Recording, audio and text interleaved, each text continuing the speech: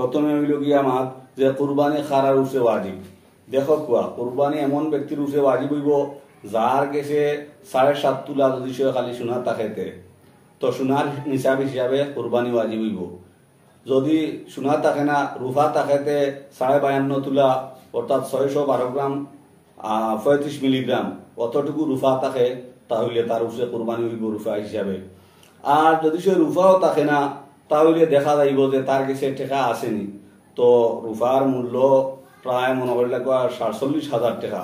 তো সেওর গেছে টাকা যদি সে মানে ঋণ টিন খাটাইয়া যদি সে টাকা প্রায় 47,000 টাকা থাকে, তাহলে তার উপরে কুরবানি ওয়াজিব হইব।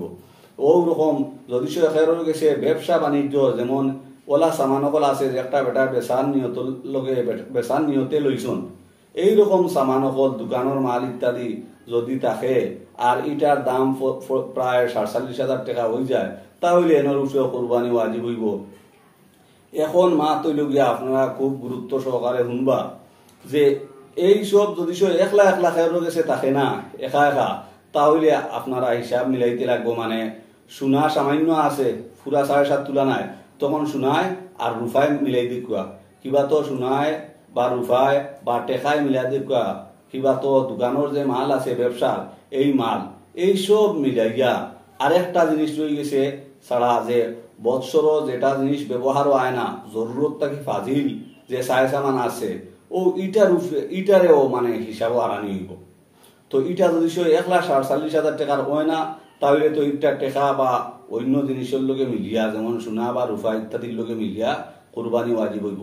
তো আপনারা খুব ভালোভাবে লক্ষ্য রাখবা যে যখন প্রত্যেক মানে খালি সোনায় বা খালি রুফায় বা খালি টেকায় বা খালি দোকান ব্যবসার সামানে বা খালি ফাজিল জরুরত ছাড়া যেটা সামান ইটাই যখন ওয়াজিব হইতো না, তখন একটা আরেকটার লগে মিলাইয়া দেখা হইব।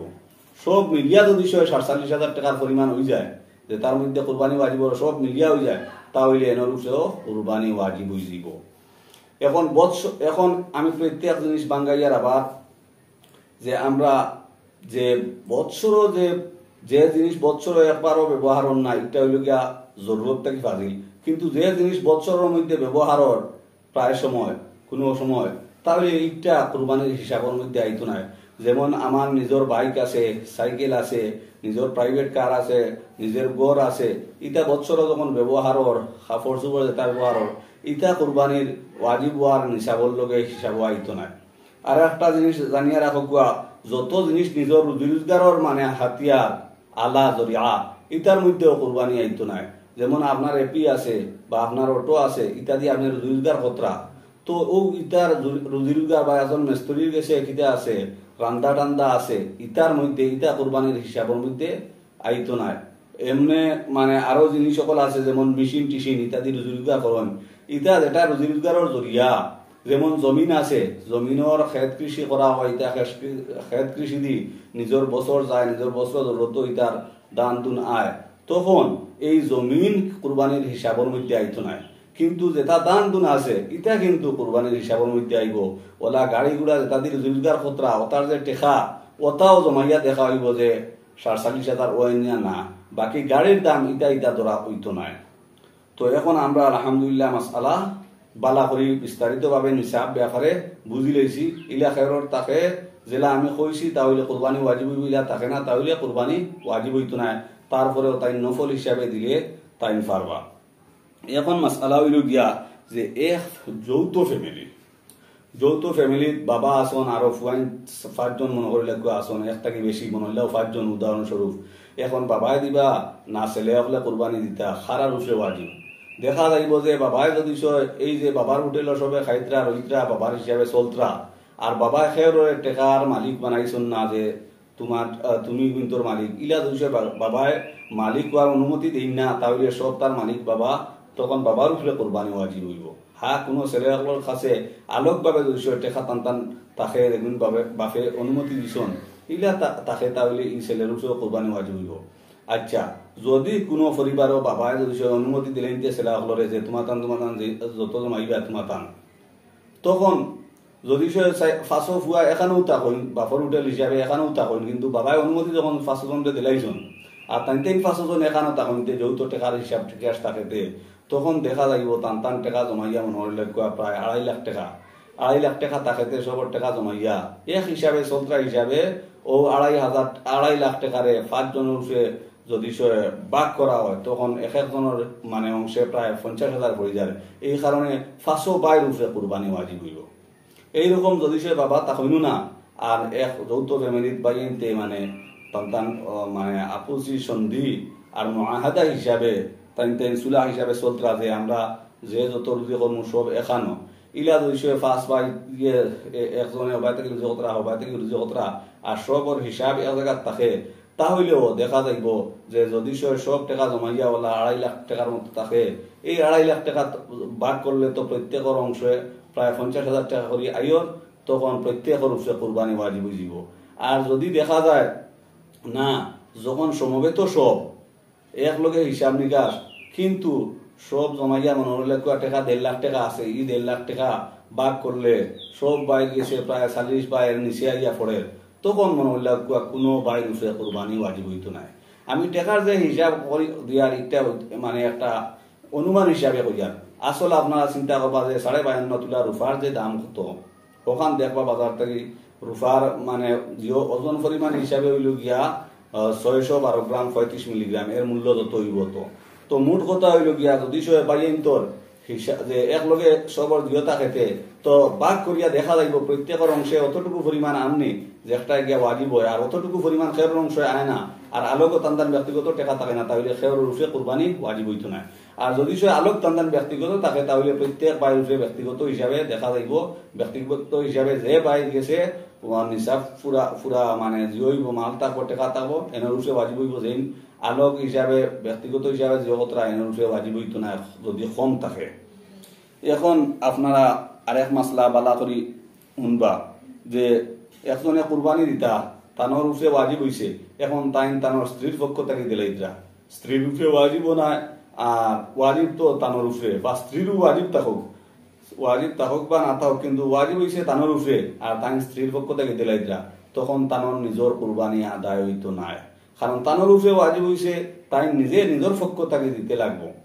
হ্যাঁ স্ত্রীর উপরে ওয়াজিব হইতে তাহলে স্ত্রীর অনুমতি সহ তাই স্ত্রীর পক্ষ থেকে আদায় করলে ওই দিব কিন্তু তানোর উপরে ওয়াজিব হইলে তানোর তাই আদায় করতে লাগবো। আর একটা জিনিস হইল গিয়া যে কোনো মানুষের যে সার পক্ষ থেকে কোরবানি দিতে যার পক্ষ থেকে কোরবানি দিব তানোর মানে অনুমতি লওয়া লাগবো তানোর অনুমতি বা তানোর জানা থাকতে লাগবো যে যার পক্ষ থেকে দিতরা হেনর উপরে যদি কোরবানি ওয়াজিব থাকে তো হেনর তো জানতে লাগবো যে আমার ওয়াজিব কোরবানি হমুকে আদায় খতরা এই কারণে এইভাবে অনুমতি লওয়া লাগবো যদি খেরোর পক্ষ থেকে এইরকম কোরবানি আদায় করা হয়। এই কারণে বাবাই বাড়িত অনেক সময় ছেলে সকল বিদেশ কুরবানি দিতরা তখন কমসে কম ছেলে সকলে জানতা যে আব্বাই আমার বাড়িত আমরা পক্ষ থেকে দিতরা তখন ছেলে সকলের পক্ষর ওয়াজিব কুরবানি আদায় হইব নতুবা আদায় হইতো না।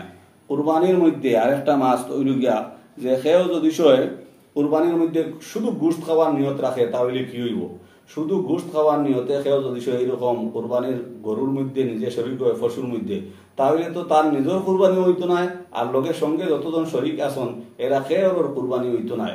ওলা যদি সেও কুরবানি দেয় কিন্তু এত কোনো নিয়ত নাই মানে অন্যর পক্ষ থেকে দেয় সেই ব্যক্তিও জানে না সেও জানা নাই আর এনতে কুরবানি একটা দেওয়ার কোনো নির্দিষ্ট করা হয়েছে না যে পরিবারের খার পক্ষ থেকে দেওয়ার বা কইলা যে আস্থা পরিবারের পক্ষ থেকে এইরকম হইয়া যদি সে থাকে তাহলে খেয়ের কুরবানি হইতো না। এই ব্যাপারে নির্দিষ্ট করতে লাগবো যে খার পক্ষ থেকে একটা ভালোভাবে নির্দিষ্ট করতে লাগবো আর যার পক্ষ থেকে দিবা হেনর অনুমতি বা জানকারি লওয়া লাগবো। দ্বিতীয় আরেকটা মাসালা হইল গিয়া যে যারা শরিক হইবা শরিক যারা হইবা এরার মধ্যে যদি গরিব ধনী থাকুন তাইলে গরিব কোনো পশুর মধ্যে যদি শরিক থাকুন তাহলে এনরে আর বার করিয়া দেওয়া হইতো না। যেমন উদাহরণস্বরূপ গরিবে 2 নাম দিতা করি ই গরু তাই চলি গিয়া আসন টেকা টুকা দিয়া ফুরা দিও এখন তানোরে খাওয়া যাইতো না আপনি ই 2 নাম অন্য গরু গিয়া দিলা কুয়া আর আমরা এতটা সুযোগ দিলা কুয়া আমরা সুবিধা হিসাবে আপনি বাড়ি দেখুয়া বা আপনি এক নাম দেখুয়া আর অন্য জায়গায় আর এক নাম দিলাইবা বা আপনি ইনো নাম দিবার কারণে এক নামও আপনি অন্য জায়গায় দিলাইবা ইলা করলে মানে খেয়ের কুরবানি আদায় হইতো না। এই কারণে গরিব যে কুরবানির পশুর মধ্যে শরীর থাকবা তাই ও গরুর থেকে তাই কুরবানি দিতে লাগবো এনরে বার করিয়া দেওয়া হইতো না। দ্বিতীয় কথা হইল গিয়ে আরেক মাসলা যে যদি হারাম মাল তার কুরবানির অংশ লইতে টাকা ব্যবহার করে, তাহলে হারাম মাল কুরবানির অংশ লওয়ার মধ্যে হারাম টাকা লাগাইলে এর নিজেরও কুরবানি আদায় হইতো না, আর লগে শরীক যারা এরারও কুরবানি আদায় হইতো না। আরেক মাসআলা হইল গিয়া যে কুরবানি কোন পশুর কুরবানি দিতে সময় যদি সে এই পশুর মধ্যে কয়েকজন তাকবেন মানে কুরবানি দিবার হিসাবে, আর কেউ আকিকার লগে শরীক হইতো চাইতে পারবনি না, বা নফল কুরবানি দিতে চাইতে পারবনি না, বা মাইয়িতরে সওয়াব পাঠাইবার লগে দিতে চাইলে পারবনি না, তখন মাসআলা হইল গিয়া যে কুরবানির যে পশু এর মধ্যে কুরবানিরও নিয়ত করতে পারবা, আকিকা দেনেওয়ালাও শরীক হইতে পারবা, নফল কুরবানিরও নিয়ত করতে পারবা, কোনো অসুবিধা নাই। এক পশুর মধ্যে 7 হিস্সার মধ্যে কয়েক রকমের মানে হইতে পারবা, কিন্তু খালি গোশত খাওয়ার নিয়ত থাকতে খেয়রর কুরবানি আদায় হইতো না। এটা খুব ভালোভাবে খেয়াল রাখবা। এখন মা তৈল গিয়া কুরবানির যে জানোয়ার থাকবো পশু এর ব্যাপারে, কুরবানির পশু যে মনে করিলে ছাগল ইত্যাদি থাকতে কমপক্ষে 1 বছর হইতে লাগবো। 1 বছর থেকে কম হইলে এটা দ্বারা কুরবানি দেওয়া হইতো না, কুরবানি আদায় হইতো না। এই কারণে ছাগল হইলে কমপক্ষে 1 বছর লাগবো, আর গরু মহিষ ইত্যাদি থাকলে তো কমপক্ষে 2 বছর থাকতে লাগবো, দাঁত পড়ুক বা না পড়ুক। আর দাঁত পড়ে গেলে দরিয়া ভাববো 2 বছর হয়ে গেছে গিয়া। তাই আপনারা খেয়াল রাখবা যে গরু মহিষ ইত্যাদির বয়স কমপক্ষে 2 বছর হইতে লাগবে, এর থেকে একদিনও কম থাকলে কুরবানি চান্দর বছর হিসাবে একদিন কম থাকলে কুরবানি আদায় হইতো না। আর একটা মাতুল গিয়া যে খসি বান্দাইল গরু দ্বারা কুরবানি দেওয়া যায় আছে কিনা। হ্যাঁ, বান্দাইল গরু দ্বারা কুরবানি দিতে আর বানি সন্দেহে কোনো অসুবিধা নাই, বরং বান্দাইল খসি গরু আরো স্বাস্থ্যবান থাকে, বরং অন্যটার তুলনায় কোনো সময় এটা আরো ভালো থাকবো। আরেক মাসআলা হইল গিয়া যে কুরবানির কোন কোন আইব কমি থাকলে কুরবানিটা মানে করতে পারতা নাই। আচ্ছা, আমি আলোচনা করি ইনশাআল্লাহ। কুরবানির আইবর আগে একটা মাসআলা আইছে যে মহিলাদের সোনা রূপা। হ্যাঁ, মহিলাগুলোর যে গলাত বা কানো যেটা সোনা আছে, এই সোনা 7 তোলা থেকে 7.5 তোলা প্রায় হয় না, 7.5 তোলা থেকে কম। কিন্তু এই সোনা 7.5 তোলা থেকে কম থাকতে যতটুকু থাকুক, তখন এই সোনা চায় মানে গলার চেইন হোক বা অলঙ্কার হোক সবসময় পিন্ধুক, এর বাদেও একটা মানে দেখা যাইব যে ইটার লগে কোনো টেকা আসেনি বা অন্য রূপা আসেনি বা ব্যবসার মাল আসেনি। ও যে মহিলার উপরে মহিলার কাছে সোনার চেইন আছে, এই সোনার চেইন যখন 7.5 তোলার কম, এখন তানোর নিজের কোনো টেকা আসেনি বা নিজের কোনো রূপা আসেনি বা নিজের কোনো ব্যবসার মাল আসেনি, হোকটার লগে যোগ করিয়া আর রূপার দামে যাওয়া হইব। রূপার দাম যে রূপার মূল্য দেখা হইব, রূপার মূল্য পরিমাণ হয়ে যাতে এই মহিলার উপরে কুরবানি ওয়াজিব হইব। আর যদি শয়তানোর এই সোনা আর রূপার লগে মিলাইয়া বা টেকার লগে তানোর টেকার লগে মিলাইয়া, স্বামীর টেকা স্বামীর কুচ্ছু সম্পদের লগে না মিলাইয়া তানোর কুচ্ছুর লগে মিলাইয়া দইশয় মনে করিলা 52.5 তোলা রূপার মূল্য পর্যন্ত ফসে না, তাহলে কুরবানি ওয়াজিব হইতো না। আর 52.5 তোলা মূল্য পরিমাণ হয়ে যায় তাহলে কুরবানি ওয়াজিব হইব।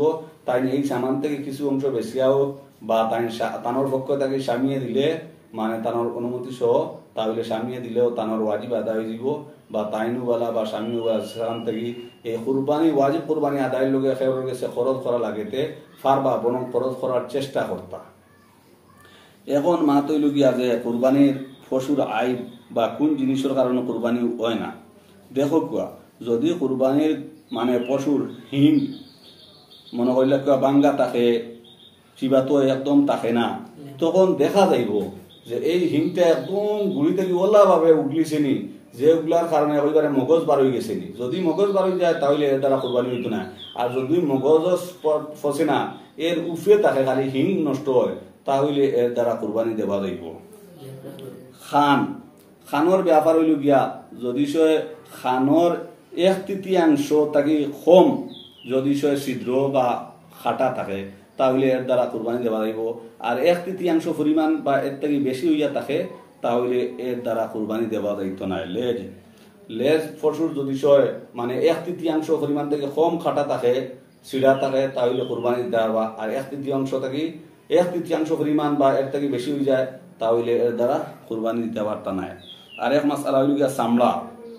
এখন চামড়ার মধ্যেও দেখা যাইব যে চামড়াত কোনো দাগ বা জখম থাকেতে এইটা কি ই স্পটটার আসর মানে ইয়ত মানে মাংসত গিয়া ফসিছে নি, মাংস তো স্পট ফরি যাতে গিয়া এর মাধ্যমে, তাহলে এর দ্বারা কুরবানি দিলে কুরবানি আদায় হইতো না। আর শুধু চামড়ায় চামড়ায় যখন তার স্পটটা থাকে তাহলে এর দ্বারা কুরবানি দিতে পারবা। আর এক মাসালা হইল গিয়া যে মনে করিলে কিবা একদম মরা গরু দ্বারা কুরবানি দেওয়া দুবলা, তো একদম রোগা গরু দ্বারা একটা একদম মরা আর কি, আমরা মরা গরু কই, এই মরা দ্বারা কুরবানি দেওয়া যাইব না। তো এগুলোর মধ্যে দেখা যাইব যে ওলা মরানি, যে একটা হাড্ডির গুদা রস নাই, যে একটা চলিয়া নিজে চলিয়া যেন জবাহ করা হইতো সেই জবার স্থানত ফসিটা পারতো নাই, ওলা যদি থাকে তাহলে এগুলোর দ্বারা কুরবানি দিতে হারতা নাই। আর এমতে সাধারণ মরা তাকেতে শক্তি তাকেতে বা করু মানুষ হাড্ডির রস গুদা তাকে ও নিজে চলিয়া কুরবানি জায়গা একটা কুরবানি দেওয়া হইতো ও জায়গা নিজে চলিয়া যাইতে পারে, তাহলে এর দ্বারা কুরবানি আদায় করতে পারবা, আদায় হয়ে যাব।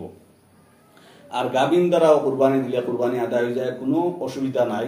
কিন্তু একদম যে একটা বাচ্চা দিবার নিকটে বা ফারা গাভিন হয়ে গেছে ইলা দিয়ে দেওয়া ঠিক নাই, মানে দেওয়াটা বানা নাই, দিলে আদায় হয়ে যাব। হ্যাঁ, যদি সে গাভিন গরু দি কুরবানি দিচ্ছেন বাচ্চা বার হয়ে গেছে পাওয়া গেছে, তখনও দেখবা যে বাচ্চাটা জিন্দা আছে, তাহলে জবা করিয়া বাচ্চাও খাইতে পারবা, মাও খাইতে পারবা। আর যদি সে বাচ্চাটা মুর্দা থাকে তাহলে তো আর বাচ্চা খাইতে পারতা না, খালি মার মাংস খাইতে পারবা, কোনো অসুবিধা নাই, কোনো সন্দেহ নাই।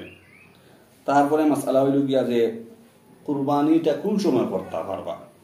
তো ঈদর নামাজর আগে কুরবানি করলে কুরবানি আদায় হইতো না। সংক্ষিপ্তভাবে আমি হইয়া বিস্তারিত যাইয়া না, আমার সময় অত্যন্ত কম। কুরবানির নমাজ মানে ঈদর নমাজ হওয়ার আগে যদি সেও কুরবানি দিলায় তাহলে তার কুরবানি আদায় হইতো না, তার খান্দ ওয়াজিব থাকি দিব, সেইগুলো আদায় করতে লাগবো বা কজা করতে লাগবো। এখন আমরা বুঝলাম যে ঈদর নমাজের আগে একদম কুরবানি হয় না। আর এক মাসালা হইল গিয়া যে লেঠা মানে গরুটা লেঠাইটা বা পশুটা কিভাবে জিও করতা। তো হুতানিটা হইল গিয়া মানে দক্ষিণ দিকে কল্লা দিবা, পশ্চিম দিকে ফাও দেবাইবা, এইরকম এই নিয়মে হুতাইবা। হ্যাঁ ঠিক আছে, কোনো ইলা সুন্দর করে হুতানি যায় না, কোনো অসুবিধা, তাহলে কোনো অসুবিধা নাই। কিন্তু চেষ্টা করতা সহজে বিষয় দক্ষিণ দিকে কল্লা পশ্চিম দিকে টেঙ্গে এইরকম হুতাইতে পারেন, তাহলে এইরকম হুতাইতা, এইরকম হুতানি মসনুন। আর মানে এইরকম কোনো অসুবিধা পাবেন না, তাহলে কোনো অসুবিধা নাই। আর এক মাসালা হইল গিয়া যে সুরাকা সকলের ব্যাপারে একটা সংশোধনীয় কথা হইয়া যে এক পশুত করে এখন শরীর থাকেন, কিন্তু দরা বান্ধা খাম কাজও মাত্র এখন দুইজন থাকেন, আর বাকি এরা খালি আলোক আলোক থাকেন। তো এইরকম টাকা ঠিক নাই। দেখো আপনার আলোক থাকার কারণে যারা দুই একজনে কাম কতরা এরার দিল মনোমালিন্যতা কষ্ট হয়, এরা হুশ থাকেন না, আর আপনি এইরকম খালি জিও করেন, তাহলে আপনার এগো গুণা হয়ে যাব।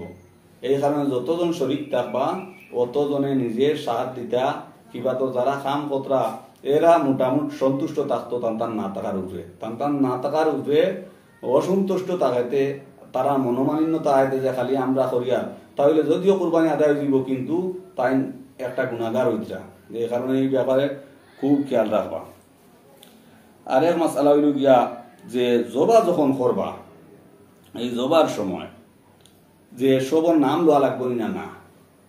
তো মাসালা হইল গিয়া কুরবানির লওয়ার সময় যে নিয়ত করলেও হই যায়, বা কুরবানির জবার আগ পর্যন্ত মানে যে কুরবানি দিতরা যে কোনো যারা যারা এর মধ্যে শরীর আছেন টান টান টান যার যার স্থান থাকি টান টান ভিতরে নিয়ত রাখিলেন যে আমি কুরবান আমার ওয়াজিব কুরবানির নিয়তে বা আমার কুরবানির নিয়তে আমি দিয়ার, তখন ও জবার আগে যার যার স্থানও থাকিয়া সেখান থেকে নিয়ত করে লিলি হইব। আর লইবার সময় নিয়ত করে লিলি হইব যে জবা করবা, যেমন মৌলানা সাহেব বাজে চায় জবা করতে সময় তানোর গেছে সবর নাম শুনানি লাগতো না, প্রত্যেকে যার যার হিসাবে নিয়ত করে লিলেও ওই যাইব। জবা করনেওয়ালা যেন জবা করবা, জবা করনেওয়ালা তাই তানোর পক্ষ থেকে করলে হইতো না। তাই যদি সে এর মধ্যে শরীর থাকুন না, এর ভিতরে থাকুন না, তাহলে তাই মানে কোনো তানোর পক্ষর কোনো নিয়ত করতা না। এই ব্যাপারে বিস্তারিত জানবা। আর এক মাত হইল গিয়া জবাহ করার সময় বিসমিল্লাহ পড়তেও লাগবো, বিসমিল্লাহ আল্লাহু আকবার। তো বিসমিল্লাহর দ্বারা জবাহ করা হইল গিয়া অত্যন্ত জরুরি। যদি সে জবাহ করার সময় বিসমিল্লাহ না পড়া হয় তাহলে কুরবানি একদম হইতো না, এই পশুটা হইল গিয়া হারাম হয়ে যাব, খাওয়াও যাই দিত না। কুরবানি আদায় হওয়া তো দূরের কথা, খাওয়াও যাই দিত না। এই কারণে যে ব্যক্তিয়ে জবাহ করবা দাঁত দরিয়া জবাহ করবা, বা দুইজনে উবারা আরেকজনে দাঁত জাতা মাত্রা, তে জনে দাঁত দরিয়া জাতা মারবা বা দাঁত দরিয়া জবাহ করবা, প্রত্যেকের মুখ দ্বারা বিসমিল্লাহি আল্লাহু আকবার ও বিসমিল্লাহ হওয়া প্রত্যেকের মুখ দ্বারা অত্যন্ত জরুরি। যদি সয় কই না তেন তাহলে কোরবানি একদম আদায় হইত না, একদম ইগু হালাল হইত না। তাই প্রত্যেকে যেন শুধু তাইন জবা কতরা ইনতেন তো জবর চিন্তা আর ও বেরাসেরাত আর তাইন বিসমিল্লাহ হরিদ্রা না, মুখ লড়াইদ্রা না, আর জিনতেন তোরা বান্দাত আছো না আগলা থেকে হিনতেন বিসমিল্লাহ আল্লাহু আকবার কইদ্রা ইলা কইরে একদম হইত না। এর বাদে বিসমিল্লাহ পড়ার বাদে আর জবার মধ্যে মাঝে অন্য কোনো খাম কাজও থাকতো না, মানে বিসমিল্লাহ পড়ি জবাহ করতা কিবা তো লাগা ওলা আগে করতা যে মাঝে কোনো খাম কাজ আইছে না, তো বিসমিল্লাহ কইয়াও জবাহ করলে বা বিসমিল্লাহ করার সহিত জবাহ করতা, জবাহ করার বাদে উঠতে সময় বিসমিল্লাহ কইলে খাম আইতো নাই, হারাম হয়ে যাইব। এই কারণে এই ব্যাপারে বহুত খেয়াল রাখবা। আরেক মাত হইল গিয়া ঠিক আছে একটা মাসলা, একজন মুসলমানে যদি সয় একদম ফাউলায় বিসমিল্লাহ পড়া একদম ফাউলায়, তাহলে তো মনে হইলে খোয়া হয়ে যাব যে এগুলো মাংস খাওয়া যায় আছে, খোয়া যাইব, কিন্তু একদম তো ফাউলার কথা নাই। এইরকম এই ব্যাপারে খুব সচেতন থাকবা, খেয়াল রাখবা। কুরবানির গরু নিজে জবাহ করা হইল গিয়া মুস্তাহাব, আর একটা হইল গিয়া যেসা এক দুইবার চেষ্টা করিলে আস্তে আস্তে হে নিজেই গিলেইব। এই কারণে নিজর পশুরে প্রিয় জিনিসে আল্লাহর মহব্বতে আর খুলুস লিল্লাহিয়তে একদম জজবায় আর মহব্বতে ডুবে এগু নিজে জবাহ করা এগুলো গিয়া বহুত বড় একটা জিনিস। কিন্তু এই মুস্তাহাব আমলটা আমরা সমাজ থেকে, আমরা জিহত থেকে, মানে পরিবেশ থেকে একদম ছুটি গেছে। বেশিরভাগ খালি মেশা বকলরে ডাকি ডাকি আনা হয়, আনিয়া করানি হয়। এই কারণে এটা আমরা চেষ্টা করবো আমরা নিজের কুরবানি নিজে জবাহ করতাম, মেশা বকলরে আমরা এটা বাধ্য করতে পারতাম না।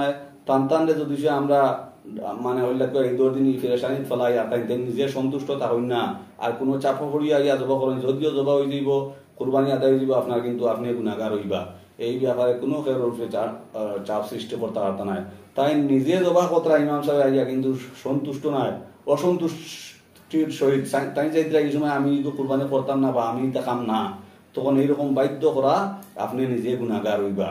এই কারণে নিজে চেষ্টা করবা। আরেক মাসআলা হইল গিয়া যে মেসা বলে যদি কুরবানির ইলা জবাহ করই না গিয়া, তাহলে প্রায় এলাকাত আসল ব্যাপার হয়েছে গিয়া কৈলাসরের এলাকা থেকে আমার একটা প্রশ্ন আইছে আমার কাছে যে মেসা বকলরে জবাহ করার পরিবর্তে তানরে খোল্লা দেওয়া হয় মাথা, তো এটা দেওয়া যাই আছে কিনা।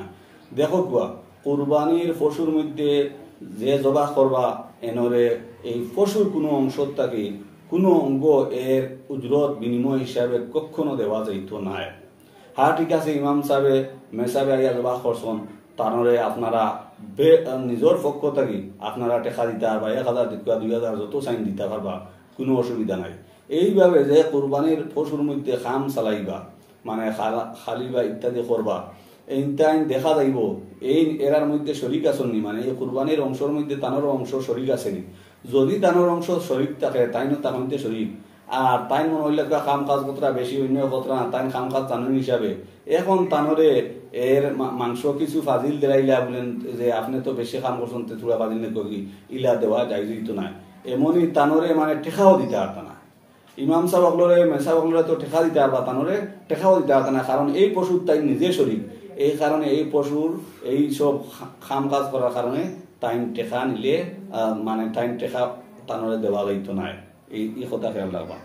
আরেক মাতলিকে এই পশুর শরিক নাই, অন্য মানুষে আইয়া কাম কাজ করে খালের মাংস কাটের এইসব করে, এরে যদি এই পশুর থেকে মাংস দেওয়া হয়ে যায় না।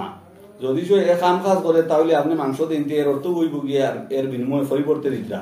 এই কারণে এই পশুর কোনো অংশ তারে খামর বিনিময় হিসাবে একজোড়াও দিতে পারতা নাই। এই কারণে তারে মাংস খামর বিনিময় হিসাবে না দিয়া আপনারা আলোকভাবে আপনারা টেকা তারে দিবা, মাংস দিতে পারত না। আর এক মা তৈল গিয়া যে কুরবানির গরু যখন বা পশু জবা করার বাদে আবো ঠান্ডা হয়েছে না, আবো তার শরীরের মধ্যে জিয়া আছে লড়ের সড়ে, এই সময় আমরা এই যে কুরবানির যে আমরা কুরাত মানে গুছিরক কাটি বা অন্যবা চাকুদি ফারাই খালি রেইসে ওকে ঠান্ডা হইতে করি ইলা করা মকরু বহুত খারাপ জিনিস। যতক্ষণ পর্যন্ত তার শরীরের মধ্যে জানোয়ার দিয়া আসর থাকবো ততক্ষণ পর্যন্ত তার ঠান্ডা হইবার আগ পর্যন্ত আমরা কিতা করতাম না, ইলা গুছির কাটাত লাগতাম না, খালাত লাগতাম না, কুচু চাকুদি ফারানি ইটা থাকতাম না। এটা হইল গিয়া মকরু। এই কারণে যখন একদম মানে জয় দিব তখন আমরা খাম কাজ আরম্ভ করতাম। আরো মাসআলা হইল গিয়া যে এখন 7 জন শরীক আছেন, প্রত্যেকের মাংস নিতা চাইতে কিভাবে মানে ভাগ করতা, তো এইটা আপনারা ওজন করিয়া ভাগ করতে লাগবে। ওজন করিয়া মাংস ভাগ করা অত্যন্ত জরুরি। আর এক মাসআলা হইল গিয়া যে কুরবানি, আকিকা ইত্যাদি বা নফল যে কুরবানি বা মাইতর উদ্দেশ্যে যেটা কুরবানি করা হয়েছে এটার মাংস মানে কিভাবে মানে গরিব বা নিজে খাইবার মানে জিও করবা। তো এইগুলো মাসআলা হইল গিয়া যে আপনি মাংস 3 ভাগ করতে পারবা। 3 ভাগ করা বালা মুস্তাহাব। 3 ভাগের মাছ থেকে 1 ভাগ নিজের লোকে রাখবা, 1 ভাগ আত্মীয় স্বজন কুটুম খেসর মেহমানদারির লোকে ইত্যাদির লোকে রাখবা, দেওয়ার লোকে রাখবা। আর 1 ভাগ গরিব মিসকিন দিয়ে গরিব মিসকিন দিয়ে বাটাইয়া দিবার লোকে রাখবা। 3 ভাগ করিয়া এটা হইল গিয়া মুস্তাহাব। আর এর দ্বারা আমরা বুঝলাম যে এখন আকিকা দিনতে এই আকিকার মাংস মা বাপেও খাইতে পারবা, গরুর মানেও খাইতে পারবা, বেসায় খাইতে পারবা, ওলা মুর্দার সোয়াবর লোকেও দেওয়া হইতে এটাও নিজে খাইতে পারবা, এটা কোনো অসুবিধা নাই। আর এক মাসআলা হইল গিয়া যে কুরবানির যে মাংস যেটা এটা কি অমুসলমানগুলোরে দেওয়া যায় বলি না না, যেমন খসির মাংস আছে অমুসলমানরে দিতে পারবা কিনা, তো খোয়ার কুরবানির মাংস আপনি অমুসলমানরেও দিতে পারবা, কোনো অসুবিধা নাই। বরং আজকাল সমাজ সুন্দর করে চলার লগে কোনো খাস ফায়দারের সামনে রাখিয়া জিও হিসাবে দেওয়াটা আরো বালা বুঝা যার, সাধারণ বালা বুঝা যার, এই কারণে দিলে চাইলে আপনারা দিতে পারবা। তো আরো বিভিন্ন মাসাইল আসলো, ইনশাআল্লাহ আমি অন্য সময় মানে সুযোগ পাইলে সময় পাইলে দেখমু। আর আরো বিভিন্ন লাইন নিয়ে বিভিন্ন বিভাগ নিয়ে মাসালা ইনশাআল্লাহ বয়ান করার চেষ্টা করমু। আপনারা ইনশাআল্লাহ বহুত কেয়ার করে উনবা। আর যদি কোনো মাসালা মানে বুঝো আসে না তাহলে লোকাল আলিমগুলোরে জিজ্ঞাসা করবা বা যে কোনো বিজ্ঞ আলিমরে জিজ্ঞাসা করিয়া ইনশাআল্লাহ করবা। ওয়া আখিরু দাওয়ানা আলহামদুলিল্লাহি রাব্বিল আলামিন।